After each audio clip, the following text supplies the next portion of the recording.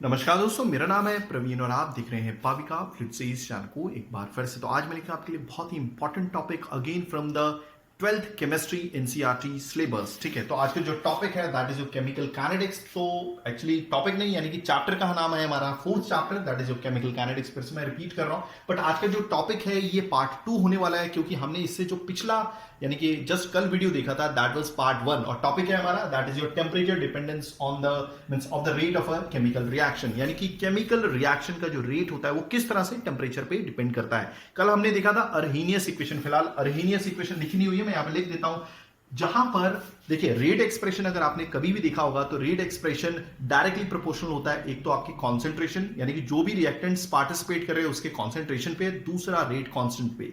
तो हमें अर्हेनियस इक्वेशन ने एक रिलेशन दिया था कि आप कैसे रेट कांस्टेंट को टेम्परेचर से रिलेट करते हो। तो वो जो है that is your A into e raise to negative e A by R T. आप साफ साफ देख रहे हैं, ठीक है। जहां पर टी टेम्परेचर है, आर यूनिवर्सल गैस कांस्टेंट है, ई एक्टिवेशन एनर्जी है, ए फ्रीक्वेंसी फैक्टर है और ये है रेट कांस्टेंट। तो अगर रेट कांस्टेंट बढ़ेगा तो डेफिनेटली आपका रेट ऑफ रिएक्शन भी बढ़ेगा। और ऐसा पाया भी गया है कि हर 10 डिग्री सेल्सियस का टेम्परेचर जब भी कोई भी रिएक्शन को कभी कोई भी रिएक्शन का टेम्परेचर बढ़ाया जाता है तो डेफिनेटली आपका जो रेट कांस्टेंट है डबल होता है। तो दैट मींस हम बोल सकते हैं कि रेट ऑफ रिएक्शन भी डबल हो जाएगा। बट आगे बढ़ने से पहले अगर आपने मेरा चैनल सब्सक्राइब नहीं किया तो प्लीज आपसे बहुत बड़ी सी रिक्वेस्ट कि आप मेरा चैनल सब्सक्राइब कीजिए, लाइक एंड शेयर करना मत भूलिएगा, तक मैं ऐसी एजुकेशन वीडियोस आपके लिए हमेशा हर पल लेके आता रहूं। ठीक है, स्लोली हम हर एक डायग्राम की बात करेंगे क्योंकि काफी ये इंपॉर्टेंट कॉन्सेप्ट है और काफी स्टूडेंट्स को समझ में नहीं आता क्या चल रहा है। ठीक है, और आए दिन काफी सारे कमेंट्स आते हैं कि सर आपकी वजह से हमारा यूनिवर्सिटी के एग्जाम्स बहुत अच्छे गए हैं। क्योंकि आपको मालूम है कि जो मेरा चैनल है या फिर अगर आपको नए होंगे या नहीं मालूम होगा क्योंकि आप पहली बार ये वीडियो देख रहे होंगे एज पर मतलब स्टूडेंट बनके ऑफ 12th केमिस्ट्री के। ठीक है, फिलहाल ये जो चैनल है ये फोकस्ड है इंजीनियरिंग का, तो आपको काफी सारे दूसरे वीडियोस मिलेंगे अगर आप इंजीनियरिंग हायर स्टडीज में जाते हैं, बीटेक या बीई करते हैं आईआईटी से, यानी कि कोई भी ब्रांच में इंजीनियरिंग करते हैं, स्पेशली मैकेनिकल, केमिकल या फिर क्या बोल सकते हैं सिविल। ठीक है, फ्लूइड मैकेनिक्स के वीडियोस पे काफी सारे कमेंट्स आते हैं कि सर आपकी वजह से हमारे एग्जाम बहुत अच्छे गए। तो थैंक्स फॉर दिस।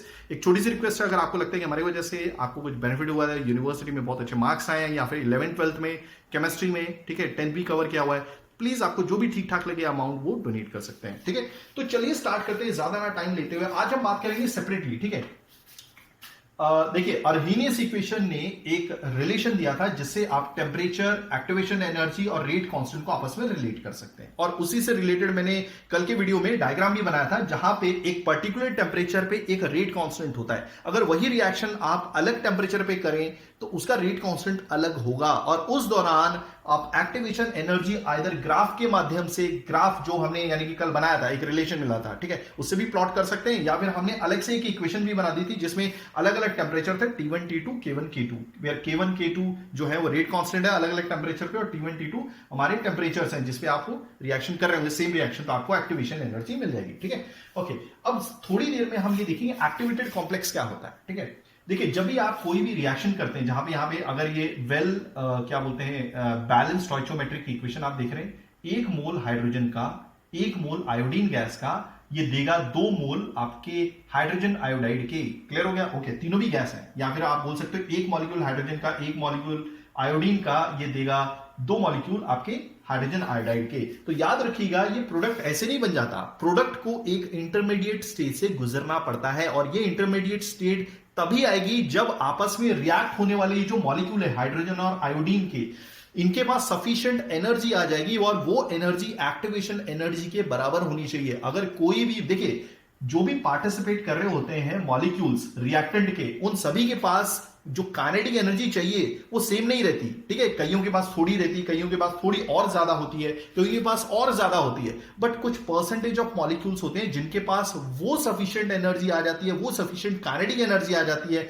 जिसको बोलते हैं एक्टिवेशन एनर्जी। अगर उनके पास ये एक्टिवेशन एनर्जी आ गई है, और याद रखिएगा सभी मॉलिक्यूल्स जो आपस में रिएक्ट कर रहे हैं रिएक्टेंट के, उनके पास ये एनर्जी नहीं होती, कुछ परसेंटेज होते हैं। मान लीजिए अगर 10 मॉलिक्यूल है तो हार्डली 2 या 3 मॉलिक्यूल के पास ही होंगे। तो अगर आप परसेंटेज देखोगे 2/10 कितना होता है 20% या 3/10 कितना होता है 30%, तो आप बोल सकते हो 20 to 30% ही मॉलिक्यूल्स होंगे जिनके पास वो एक्टिवेशन एनर्जी होगी। अगर उनके पास होगी तो डेफिनेटली ये दोनों आपस में रिएक्टेंट मॉलिक्यूल्स जो है, रिएक्टेंट के जो भी मॉलिक्यूल्स हैं जिनके पास ये एनर्जी है, वो आपस में कोलाइड होंगे, भिड़ेंगे, अलग अलग ओरिएंटेशन से, यानी कि जो भी बताया गया ओरिएंटेशन है, ऐसा नहीं कि कोई भी ओरिएंटेशन में भिड़ जाए वो, ठीक है। तो वो बनाएंगे इंटरमीडिएट, जिसको कहा जाता है एक्टिवेटेड कॉम्प्लेक्स, और फिर बनेगा हमारा प्रोडक्ट। तो यही चीज आप यहां पे समझ सकते हैं। देखिए, हमें जो एनर्जी चाहिए, हमें नहीं एनर्जी चाहिए एक्चुअली, जो आपस में रिएक्ट होने वाले मॉलिक्यूल्स है उनको जो एनर्जी चाहिए, ठीक है, वो यहां पे बताई गई है, दैट इज पोटेंशियल एनर्जी। और ये है हमारा रिएक्शन कोऑर्डिनेट। आप बोल सकते हैं कि रिएक्शन का एक पैरामीटर है जिस दौरान देखिए, रिएक्शन कोऑर्डिनेट क्या है? रिएक्शन कोऑर्डिनेट एक तरह का प्रोफाइल है जिस दौरान आपको एनर्जी चेंज देखने को मिलेगा जैसे जैसे आपका रिएक्शन आगे बढ़ता है। जैसे कि आप देख रहे हैं ए गिव्स बी, ठीक है, ये है हमारा रिएक्टेंट। देखिए आपने यहां पे लिखा हुआ ना H2 प्लस O2, मैंने यहां पे लिखा हुआ H2 प्लस I2, मतलब A हमारा ये रिएक्टेंट है। और रिएक्टेंट के पास, रिएक्टेंट एक पर्टिकुलर टेंपरेचर पे होगा डेफिनेटली। जब भी आप रिएक्शन कर रहे हैं तो रूम टेंपरेचर पे ही सब कुछ RT पर ही डाल रहे होंगे ना, तो उसके पास कुछ एनर्जी होती है, तो रिएक्टेंट के पास कुछ एनर्जी होती है। तो आप देखिए, मान लीजिए मैं यहां पर लिखता हूं 0, यहां पर तो 0,0 ही होगा। ओके, 1 2 3 4 5 6, तो आप देख रहे हैं रिएक्टेंट के पास जो एनर्जी है वो 3 है। क्लियर हो गया? ओके, आई होप आपको चीजें समझ में आ रही होंगी। और रिएक्शन कोऑर्डिनेट मैं एक बार वापस बता देता हूं क्या है। रिएक्शन कोऑर्डिनेट एक प्रोफाइल को शो करता है जिस दौरान एनर्जी में चेंज बताया जाता है। सिंपल है, तो एनर्जी में जैसे जैसे रिएक्शन आगे बढ़ रहा है तो एनर्जी में चेंज ही देखने को मिलेगा, क्योंकि यहां पर क्या बोलते हैं, यहां पर है हमारा रिएक्टेंट, वो है ए, और एक्चुअली में ए क्या है, H2 प्लस I2 यहां पे दिया हुआ है। क्लियर हो गया? ओके, तो आप देखिए अब इसके पास कुछ अमाउंट ऑफ एनर्जी होगी। कितनी एनर्जी है मैं यहां पे देखता हूं, ये है 3 एनर्जी है इसके पास, ठीक है। बट इसमें जो आपस में रिएक्ट होने वाले मॉलिक्यूल्स हैं उनमें कुछ ही परसेंटेज होता है मॉलिक्यूल्स का जिनके पास वो एक्टिवेशन एनर्जी होती है। जब उनके पास वो एक्टिवेशन एनर्जी मींस हम ही प्रोवाइड करते हैं, ठीक है, या फिर हम उसे हीट करें, ठीक है, क्या बोलते हैं, तो अगर हम उसे हीट करेंगे और उनके पास वो सफिशिएंट एनर्जी आ जाएगी तो ठीक है, तो उसको मैंने ऑलरेडी बताया कि जब इनके पास एक सफिशिएंट एनर्जी आ जाती है और वो भी एक्टिवेशन एनर्जी, तो उनको एक अनस्टेबल स्टेट से गुजरना पड़ता है, और इसी अनस्टेबल स्टेट को क्या बोलते हैं, इंटरमीडिएट या अनस्टेबल स्टेट, ठीक है। और यही अनस्टेबल स्टेट टूट के प्रोडक्ट बनाती है। तो आप देखिए इसके पास जो एनर्जी है मान ली 3 है, ओके, तो धीरे धीरे एनर्जी इनको मिलती है, आपस में जो रिएक्ट होने वाले मॉलिक्यूल्स हैं वो कोलाइड होते हैं, और धीरे धीरे ये एनर्जी मिलते मिलते मिलते वो इस स्टेज से गुजरते हैं। मतलब ये देखिए, ये एनर्जी धीरे धीरे उनकी बढ़ती जा रही है, बढ़ती जा रही है, बढ़ती जा रही है, और ये एनर्जी किनके पास थी, ये है वो activation energy. Means this is the energy which is required by the molecules in order to form activated complex. ये एक्टिवेटेड कॉम्प्लेक्स बनाने के लिए एनर्जी चाहिए होती है, और जो भी एनर्जी चाहिए होती है उसको बोलते हैं एक्टिवेशन एनर्जी। तो यही वो एक्टिवेशन एनर्जी है। आई होप आपको चीजें समझ में आ गई होंगी। तो कहने का मतलब है कि अगर ए से बी तक जाना है, यानी कि H2 प्लस I2 जो रिएक्टेंट है हमारे, वहां से हमें प्रोडक्ट बनना है, यानी कि H2 प्लस I2 से हमें प्रोडक्ट बनना है। प्रोडक्ट यहां पर है, ठीक है। आप देख रहे हैं प्रोडक्ट की एनर्जी कितनी है, यहां पर देखिए, अगर इसकी एनर्जी रिएक्टेंट की 3 है, तो आप देखिए प्रोडक्ट की एनर्जी लगभग 2 है। क्लियर हो गया? ओके, तो दैट मींस रिएक्टेंट के पास ज्यादा एनर्जी है और आपके प्रोडक्ट के पास कम एनर्जी है। तो जब रिएक्टेंट को प्रोडक्ट बनना है तो उस दौरान उसको कुछ एनर्जी चाहिए होती है, उस एनर्जी को एक्टिवेशन एनर्जी बोलते हैं, और वो एक स्टेट से गुजरता है। मतलब एक ऐसा स्टेट जिसके पास जबरदस्त एनर्जी होती है। आप देखिए इसकी एनर्जी कितनी होगी, लगभग ये इसकी जो एनर्जी होगी लगभग 7 के बराबर होगी। ओके, तो इसको इस स्टेज से गुजरना ही पड़ता है, और ये अनस्टेबल स्टेट होती है जिसको एक्टिवेटेड कॉम्प्लेक्स भी बोलते हैं या इंटरमीडिएट स्टेट भी बोलते हैं। ओके, फिर ये फाइनली अनस्टेबल होने की वजह से टूटता है और फाइनली प्रोडक्ट में बन जाता है। तो इनिशियली इसके पास थी कितनी एनर्जी, 3, और इसके पास है 2, तो कुछ, तो दैट मींस रिएक्टेंट के पास एनर्जी ज्यादा थी और प्रोडक्ट के पास एनर्जी कम है। तो अगर प्रोडक्ट को बनना है तो डेफिनेटली कुछ अमाउंट की एनर्जी रिलीज हो जाएगी इन्वायरमेंट में। क्लियर हो गया? तो इसी को बोलते हैं डेल्टा एच। जैसे आपने छोटी क्लासेस में देखा होगा कि क्या होता है कि कुछ रिएक्शन एक्सोथर्मिक होते हैं, कुछ रिएक्शन एंडोथर्मिक होते हैं, बट वो डिपेंड करता है कि कौन सा रिएक्शन एक्सोथर्मिक होगा। यानी कि एक्सोथर्मिक मतलब जिस दौरान हीट रिलीज होती है, और एंडोथर्मिक है जिस दौरान हम हीट एक रिएक्शन को देते हैं रिएक्शन होने के लिए। ज्यादातर डीकंपोजिशन रिएक्शन जो होते हैं वो एंडोथर्मिक रिएक्शन होते हैं। तो आप देख रहे हैं इस दौरान तो हीट रिलीज हो रही है। क्लियर हो गया?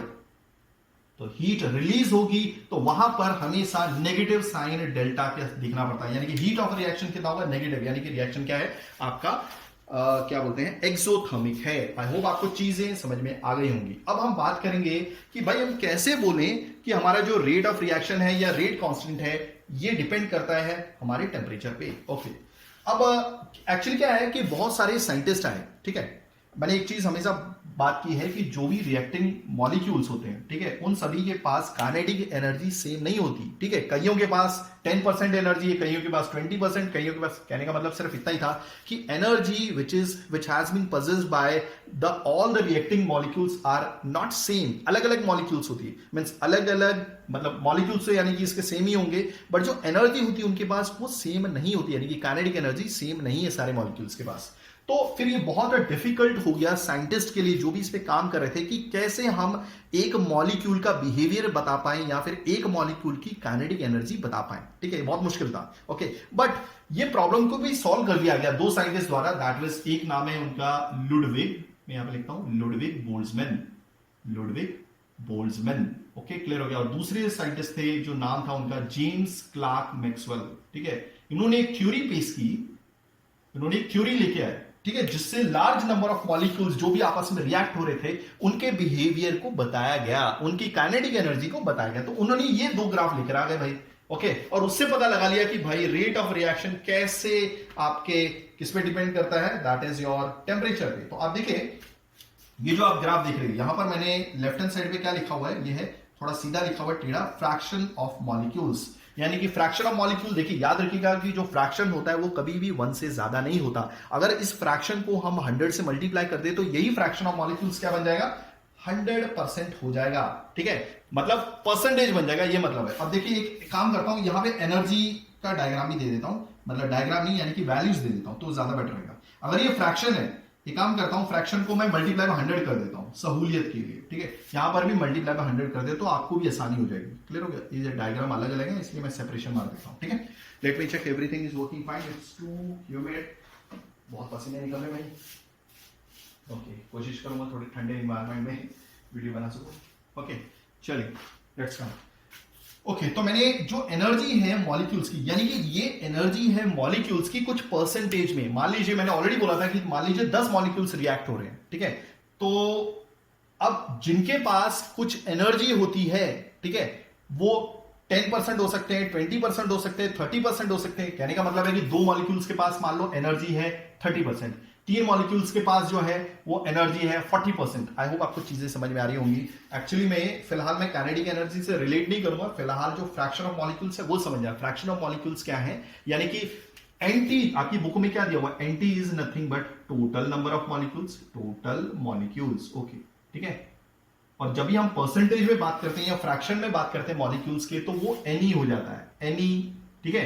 तो ये हो गया कुछ परसेंटेज ऑफ मॉलिक्यूल्स जिसके पास कुछ एनर्जी ई होगी, ये मतलब है। मान लीजिए टोटल नंबर ऑफ मॉलिक्यूल्स 10 थे और जिनकी मैं बात कर रहा हूं पर्टिकुलरली वो सिर्फ दो ही मॉलिक्यूल है जिनके पास कुछ एनर्जी होगी। आई होप आपको समझ में आ रहा होगा, ठीक है।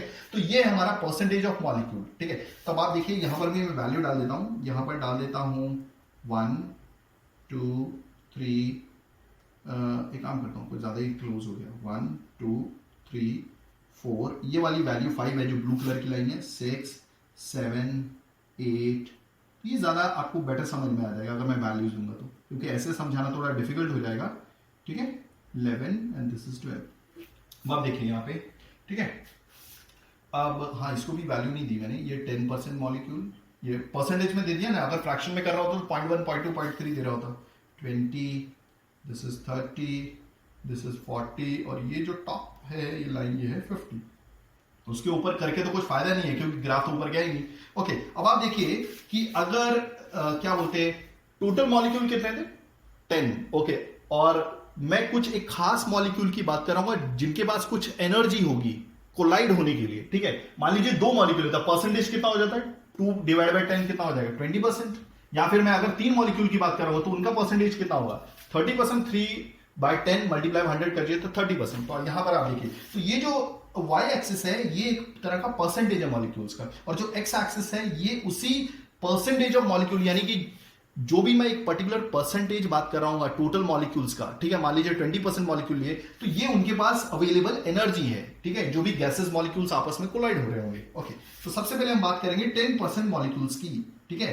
मान लीजिए क्या बोलते हैं, अगर टोटल मॉलिक्यूल 10 है तो 10% मॉलिक्यूल क्या होगा, तो 10 का 10% निकाल लीजिए भाई, तो ये ऐसे निकालूंगा, 1 0 से 1 0 1 0 ये 0, तो यानी कि वो जो मॉलिक्यूल होगा वो सिर्फ एक ही मॉलिक्यूल होगा। आप पे डिपेंड करता है कि आप टोटल मॉलिक्यूल्स या टोटल नंबर ऑफ मॉलिक्यूल्स कितने लेते हैं। ओके, तो यहां पर देखिए कि जो 10% मॉलिक्यूल है उनके पास जो एनर्जी है वो 1 एनर्जी है, ठीक है। अब ग्राफ धीरे धीरे बढ़ता जा रहा है।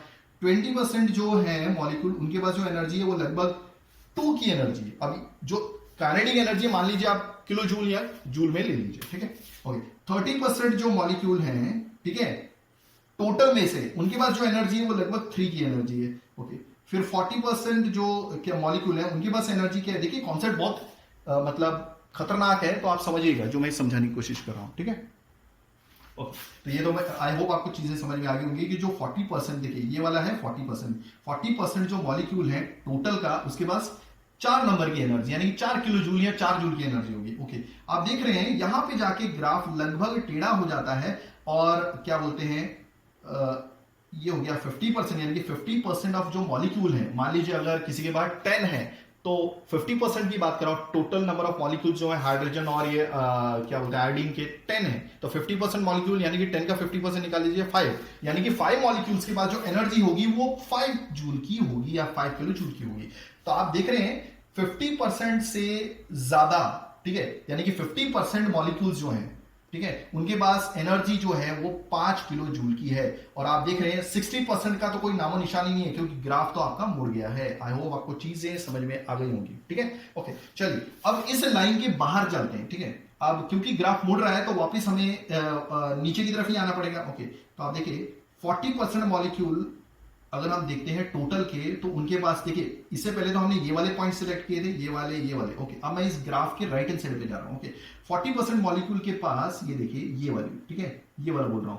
तो 40% मॉलिक्यूल, मैं इस लाइन को आगे एक्सटेंड करूंगा और यहाँ पे ये ग्राफ को कट कर रहा है रेड लाइन को, तो वहां पे क्रॉस बना देता हूं। ओके, तो उनके पास कितनी एनर्जी है? ओके, लगभग 6.5 की है, ये 6 और 7 के बीच में आ रहा था, 6.5 की एनर्जी है, ठीक है। ओके, आगे बढ़ते हैं। 40% तो हो गया, 30% को मैं अगर आगे बढ़ाता हूं ये, ओके, तो इनके पास जो एनर्जी है वो लगभग 7 की है, ठीक है। तो अब आप देख रहे हैं इस लाइन से पहले, ठीक है, 10% मॉलिक्यूल, 20%, 30%, 40%, 50%, यानी कि इस लाइन से पहले जो नंबर ऑफ परसेंटेज था मॉलिक्यूल्स का वो कम डेफिनेटली था और उनके पास काइनेटिक एनर्जी भी कम थी। बट इस लाइन के बाहर, ठीक है, जो मॉलिक्यूल्स हैं, मतलब ये जो लेफ्ट हैंड साइड पे जो मॉलिक्यूल्स हैं वो डेफिनेटली 40% होंगे, 30% होंगे, 20% होंगे, 10% होंगे। ये कोई दूसरे 40%, 30%, 20% या 10% है, ठीक है। अब इस लाइन के बाहर अगर मैं बात करूंगा, ठीक है, तो ये जो 40%, 30%, 20% और 10% है, ये कोई दूसरे मॉलिक्यूल्स होंगे जिनके पास एनर्जी, काइनेटिक एनर्जी ज्यादा है। आई होप आपको चीजें समझ में आ रही होंगी। ये अगर आपको ग्राफ समझ गया तो ये ग्राफ समझना बहुत जरूरी है और इससे हम एक कंक्लूजन निकालेंगे, ठीक है। तो मैं ये बोल रहा था कि अगर मैं 40%, जैसे अभी देखिए हमें उसी हिसाब से चलना है जिस हिसाब से ग्राफ जा रहा है, ठीक है। तो अब मैं ऊपर जाने का तो कोई मीनिंग नहीं होता कि 60% में तो जा ही नहीं सकता क्योंकि ग्राफ तो मुड़ गया आपका, ठीक है। तो 60% क्या जो भी परसेंटेज होगा, ठीक है, यानी कि 10 में से अगर मैं 60% निकालूं तो 6 मॉलिक्यूल, तो 6 मॉलिक्यूल के पास तो वो एनर्जी है ही नहीं क्योंकि ग्राफ आपका मुड़ गया है। तो आप 6 मॉलिक्यूल के बारे में तो कुछ बोल ही नहीं सकते, ठीक है। तो अब मैं वापस 40% के हिसाब से वापस रिपीट करूंगा यही पॉइंट कि 40% मॉलिक्यूल के पास जो एनर्जी है वो लगभग 6.5 है, ठीक है। 30% के पास जो है वो 7 है। 20% के बारे में अगर बात करूंगा तो उनके पास एनर्जी जो है 8 है। और फाइनली अगर 10% के बारे में बात करूंगा तो उनके पास एनर्जी 9 है। तो आई होप आपको चीजें समझ में आ रही होंगी। मेरा जस्ट कहने का मतलब इतना ही था कि अगर मैं इस ब्लू लाइन के लेफ्ट हैंड साइड पे देखूं तो जो भी परसेंटेज ऑफ मॉलिक्यूल्स आपके पास अवेलेबल है उनके पास एनर्जी कम है, काइनेटिक एनर्जी कम है। और इस लाइन के बाहर देखूं तो जो भी परसेंटेज ऑफ मॉलिक्यूल्स अवेलेबल है, ठीक है, 40%, इसके हिसाब से 30, 20, 10 और जो भी 5 होंगे उनके पास काइनेटिक एनर्जी आपस में कोलिजन के लिए इस ग्राफ के अकॉर्डिंग ज्यादा है। तो ये वो डिस्ट्रीब्यूशन था जो लुडविग बोल्ट्जमैन और जेम्स क्लार्क मैक्सवेल ने दिया। एक और अच्छा उन्होंने इसके बाद, अगर आपको ये समझ में आ गया है तो ये ग्राफ समझना बहुत जरूरी है, ठीक है। ये वही चीज है, परसेंटेज ऑफ मॉलिक्यूल, मैंने आपको ऑलरेडी बता दिया क्या मतलब है। ये वही काइनेटिक एनर्जी है। अब इसमें थोड़ी देर के लिए लाल कलर की लाइन को देखिए, बाकी ब्लू कलर की लाइन को भूल जाइए, ठीक है। हाँ, एक चीज यहां पे बतानी जरूर रही है जो मैं आपको बताऊंगा, ठीक है, कि अगर किसी मॉलिक्यूल के पास, आपको मालूम है कि ये प्रोडक्ट क्यों बना, क्योंकि उसे इंटरमीडिएट, अगर कोई भी मॉलिक्यूल जो आपस में रिएक्ट हो रहे हैं अगर उसके पास एक्टिवेशन एनर्जी आ गई तो ये इंटरमीडिएट कॉम्प्लेक्स बनेगा, ठीक है। तो आप देख रहे हैं कि अलग अलग परसेंटेज ऑफ मॉलिक्यूल्स के पास एनर्जी है, कईयों के पास कम है, कईयों के पास ज्यादा है। बट इसमें कहीं पर एक्टिवेशन एनर्जी तो होगी ना मॉलिक्यूल्स के पास। तो ये वाला एक लाइन में यहां पे बना देता हूं, ये जो ग्रीन कलर की लाइन दिख रहे हैं यही वो एक्टिवेशन एनर्जी है। क्लियर हो गया? ओके। अगर कोई भी मॉलिक्यूल, कोई भी परसेंटेज ऑफ मॉलिक्यूल इस ग्रीन कलर की लाइन को क्रॉस करता है या इसके बराबर के पास उसकी एनर्जी होती है, ठीक है, तो वो डेफिनेटली इंटरमीडिएट कॉम्प्लेक्स बनाएगा और फिर फाइनली प्रोडक्ट बन जाएगा। यानी कि जो भी मॉलिक्यूल इसके बराबर की एनर्जी रखते हैं, मतलब देखिए एक तो ये वाला यहां पर लिया ना मैंने, तो ये हो गया 40%, यानी कि इस पूरे मॉलिक्यूल्स में, ठीक है, अगर इस पूरे मॉलिक्यूल्स में पूरे मॉलिक्यूल का अगर 40% कैलकुलेट करते हैं तो उसके पास जो एनर्जी होगी वो लगभग 6.5 होगी, और 6.5 ही आपकी एक्टिवेशन एनर्जी है। और इसके बाद आने वाले, इस ब्लू लाइन के बाद आने वाले कोई भी जो परसेंटेज ऑफ मॉलिक्यूल होगा उनके पास एनर्जी एक्टिवेशन एनर्जी से ज्यादा ही होगी। क्लियर हो गया? ओके। तो ये जो ग्राफ बनता है, यानी कि इस ग्राफ के अंदर, यानी कि इस एरिया के अंदर जो भी मॉलिक्यूल्स आ रहे हैं, जो भी परसेंटेज ऑफ मॉलिक्यूल्स आ रहे हैं टोटल के, उनके पास, सबके पास एक्टिवेशन एनर्जी और डेफिनेटली वो प्रोडक्ट बनाएंगे। आई होप आपको चीजें समझ में आ रही होंगी, क्योंकि यही मैं समझाने की कोशिश कर रहा हूं। अब ये वाला ग्राफ देखिए, ठीक है। तो अभी हमने क्या किया है, हमने ये एक चीज यहां पर देखने वाले थे कि हर 10 डिग्री सेल्सियस के चक्कर में जब भी हम एक टेम्परेचर को मान लो 20 डिग्री सेल्सियस पे कर रहे हैं, ओके, और उसके बाद 30 डिग्री सेल्सियस पे करते हैं, तो रेट कांस्टेंट डबल हो जाता है। कहने का मतलब है कि रेट ऑफ रिएक्शन डबल हो जाता है। ओके, देखिए अब हम एक रिएक्शन मान लीजिए टी की जो वैल्यू है, टेम्परेचर है 20 डिग्री सेल्सियस पे कर रहे हैं, और इसके नीचे एक और ग्राफ है T+10, यानी कि टी की वैल्यू हमने 20 ली, तो ये वाला हो जाएगा 20+10, यानी कि ये वाला रिएक्शन हम 30 डिग्री सेल्सियस पे कर रहे हैं। रिएक्शन एक ही है, एक हम 20 डिग्री सेल्सियस पे कर रहे हैं, एक 30 डिग्री सेल्सियस पे कर रहे हैं, ठीक है। ओके, तो आप देखिए अभी थोड़ी देर के लिए ब्लू कलर की लाइन को भूल जाइए, हम रिएक्शन कर रहे हैं 20% मीन्स 20 डिग्री सेल्सियस। ओके, ये वाला है हमारा परसेंटेज ऑफ फ्रैक्शन, ठीक है, मीन्स परसेंटेज ऑफ मॉलिक्यूल, ठीक है, जिसके पास अलग अलग एनर्जी, काइनेटिक एनर्जी है। हो गया? तो आप देख लीजिए यहां पे, तो दिस इज, ये जो लाइन है ये हमारी एनर्जी ऑफ एक्टिवेशन है, ये बस इसी का एडवांस रूप है, ठीक है। यहाँ पे, ठीक है, यहाँ पे एक पर्टिकुलर टेम्परेचर पे रिएक्शन कर रहे थे, यहां पर हम दो अलग अलग टेम्परेचर पे रिएक्शन कर रहे हैं, ठीक है। ओके, तो अब आप देख लीजिए कि क्या बोलते हैं कि टोटल नंबर ऑफ मॉलिक्यूल में से, ठीक है, कुछ ही ऐसे मॉलिक्यूल होंगे जिसके पास वो परसेंटेज ऑफ एनर्जी होगी, ठीक है, वो परसेंटेज ऑफ एनर्जी होगी। क्लियर हो गया? आई होप आपको चीजें समझ में आ रही होंगी। एक बार मैं वापस रिपीट करता हूं कि टोटल नंबर ऑफ मॉलिक्यूल में से कुछ परसेंटेज ऑफ मॉलिक्यूल होंगे, कुछ परसेंटेज ऑफ मॉलिक्यूल होंगे जिनके पास वो एक्टिवेशन एनर्जी होगी, ठीक है। तो आप देखिए एक्टिवेशन एनर्जी तो यहां से स्टार्ट होती है, ये वाली जो क्या बोलते हैं ब्लू कलर की लाइन, जिसको मैंने अभी ब्लैक कर दिया है। ओके, तो ये उस ग्राफ के अंडर में आता है जिसको मैंने शेड कर दिया। आप देख रहे हैं ये जो रेड कलर की लाइन है हम 20 डिग्री सेल्सियस पे कर रहे हैं, ठीक है। ओके, और ये जो मैंने एरिया शेड किया है, मतलब वापस और अच्छे से शेड कर देता हूं, ये जो एरिया शेड किया है, ठीक है, ये आई होप आपको चीजें समझ में आ रही होंगी जो मैं समझाने की कोशिश कर रहा हूं कि ये जो एक लाइन है ये एनर्जी ऑफ एक्टिवेशन है, और इस लाइन के बाहर जो भी मॉलिक्यूल्स आ रहे हैं, ठीक है, वो एक एरिया के अंडर में आ रहे हैं, इस कर्व के अंडर में आ रहे हैं। ओके, एकदम लास्ट मोमेंट में जाके कुछ